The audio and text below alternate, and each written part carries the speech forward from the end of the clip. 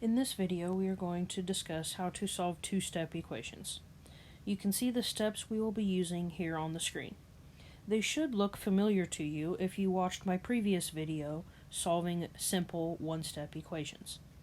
Step 1, identify the variable you are trying to solve for. Step 2, identify what is preventing that variable from being by itself and determine what operation is needed to undo it. Step 3, actually perform that operation. Step 4, you're going to need to repeat steps 1 through 3. And then step 5, circle your final answer. Let's take a look at the first example. Here we have a negative 5 is equal to x minus 2 divided by 3. Step 1, what are you trying to solve for? We're trying to solve for that x right there. So we can write that down over here. Step 1 was identify that x. Step 2 is to identify what is preventing it from being by itself. There is the divide by 3, and there is the minus 2. Since we are solving and essentially using reverse PEMDAS, we need to take care of that divide by 3 first. So the divide by 3, and then we need to undo that by multiplying by 3 on both sides. So I'm going to go ahead and draw that out up here. So step 3 is to actually do that multiplication.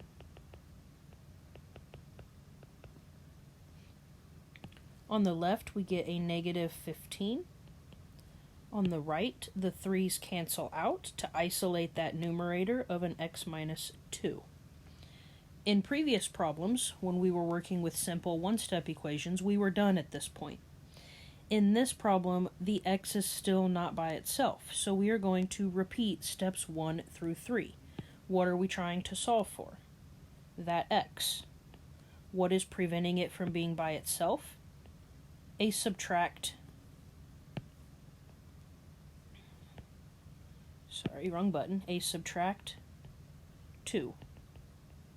And to undo that, we would need to add 2. Step 3 is to actually do that operation.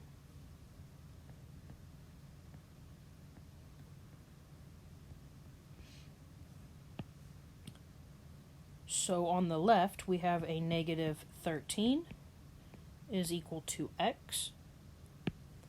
Because those 2's canceled out, we now have the variable by itself.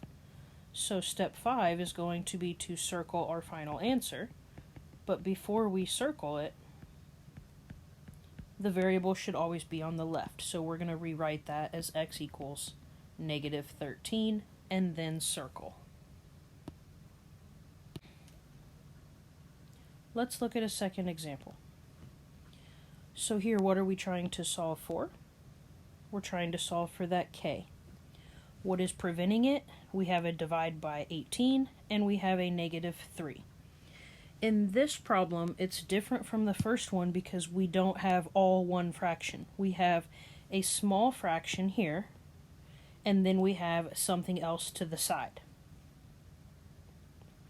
The previous example, let's go back and look at it, was all one fraction. So we had multiple things inside the numerator instead of just the x. So essentially there were parentheses around that numerator in that problem that we didn't have wrote down. So back to example 2. In this problem, what we're going to have to eliminate first is that minus 3. So what's preventing it from being by itself? The minus 3. And to get rid of that, we're going to have to add 3. Step 3 says to actually do that. So we're going to actually add the 3 to both sides. On the left, those 3's cancel out, leaving us with a k divided by 18 is equal to 1. And we're not done. We're going to have to repeat our steps. So step 4 is to repeat steps 1 through 3. We are still trying to solve for that k. What is preventing it? That divide by 18. And you undo the divide by multiplying by that 18. So we can actually show that we're going to multiply both sides by 18.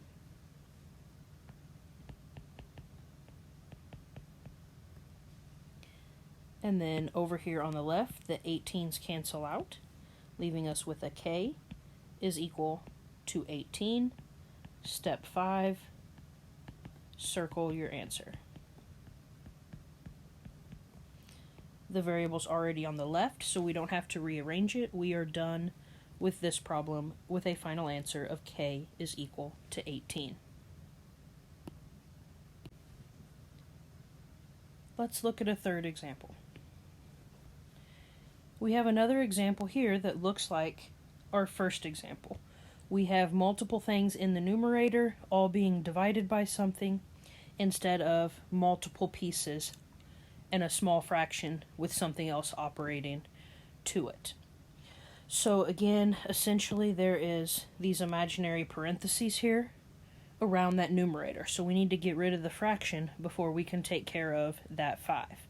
So what are we trying to solve for? The x. What is preventing it from being by itself? We have that divide by -2. And to undo that, we're going to have to multiply by -2. So if we show this over here,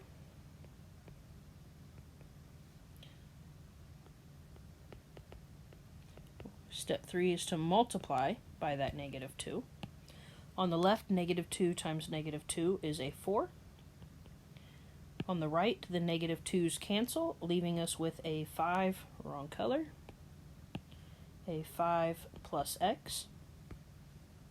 Step 4 is to repeat steps 1 through 3. So what are we trying to solve for? We're still trying to solve for x. What is preventing it from being by itself? That positive 5. How do we undo it? We need to subtract 5. So actually subtract the 5. If we subtract the 5 on both sides, we're going to get a -1 is equal to x. Step 5 is to circle your final answer. But we want the variable always on the left, so we need to rewrite that as x equals -1 before circling it as our final answer. Let's look at another example. This one we don't have any fraction. Process is still the same. What are we trying to solve for? That n. What is preventing it from being by itself? We have a -5 and we have a times 3. Working in reverse PEMDAS, we need to eliminate that -5 first. So the -5, and we undo a -5 by adding 5. Step 3 is to actually add the 5. So we're going to add the 5 to both sides.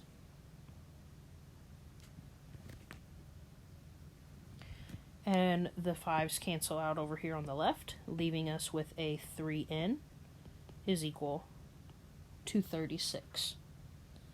Step 4 is to repeat steps 1 through 3. So again, identify what you're trying to solve for. We are trying to solve for that n. And so we write that down again. What is preventing it from being by itself? That times 3. We undo a times 3 by dividing by 3. So actually divide by 3 is step 3 on our repeated cycle. So if we divide both sides by 3, we're going to end up at an n is equal to 12. Step 5, circle your final answer.